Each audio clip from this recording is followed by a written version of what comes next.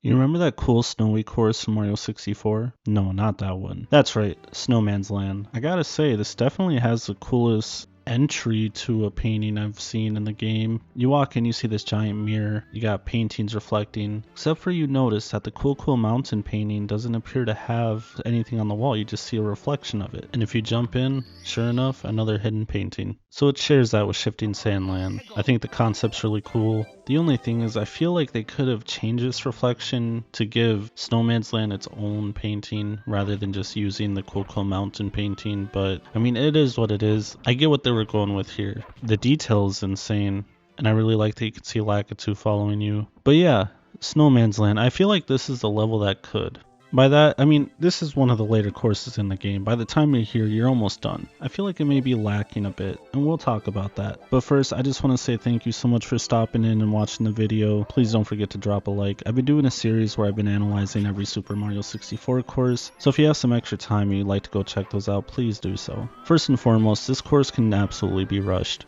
You can get in and out of here and collect all the stars in, I don't know, minutes. I didn't actually time it, but I'd be willing to put my money on it. It's got to be one of the faster courses to complete in the game. But it's got some pretty iconic stars, so let's talk about that. So when you first enter this course, you notice a big snowman's head. So something's got to be up there, right?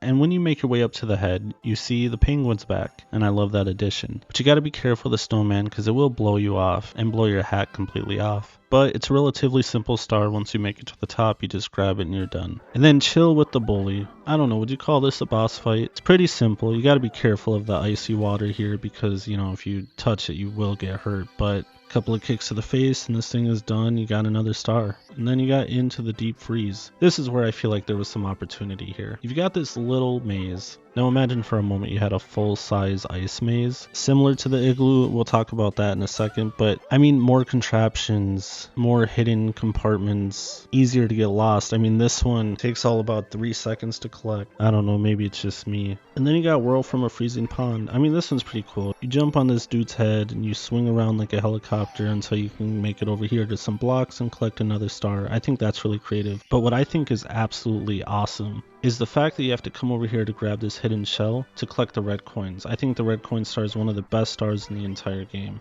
And part of the reason is, even though this level is small, they still found a way to make exploration a thing, and that's my favorite part about this entire game, is the encouraged exploration. So you got this little section that's specifically for the red coins. You can't get there without the shell. And then you got a couple of simply placed coins, but I like the fact that you also have to stay on this shell to go underneath the ice bully and grab a couple extra coins. You know, you got to really be careful with that shell and not lose it, because otherwise you can't get the star. I've always really enjoyed this one, and that's why it's one of my favorites. But now into the igloo. Super creative. This is a little bit more of what I was talking about by an ice maze. Now, I wouldn't call this a maze per se. I'd call it a room with blocks of ice. Or I guess an igloo with blocks of ice. But can you imagine if there was like a true maze? You can come over here, grab some coins to get that 100 coin star, and then over here to grab the actual star for inside the igloo. But yeah, that's really it. There isn't a whole lot to say here because, again, the course is small. Nothing is particularly difficult. I love the concept because Cool Mountain was so great. To have an extra taste of snow and ice and wind and all that is pretty nice, but it just doesn't compare.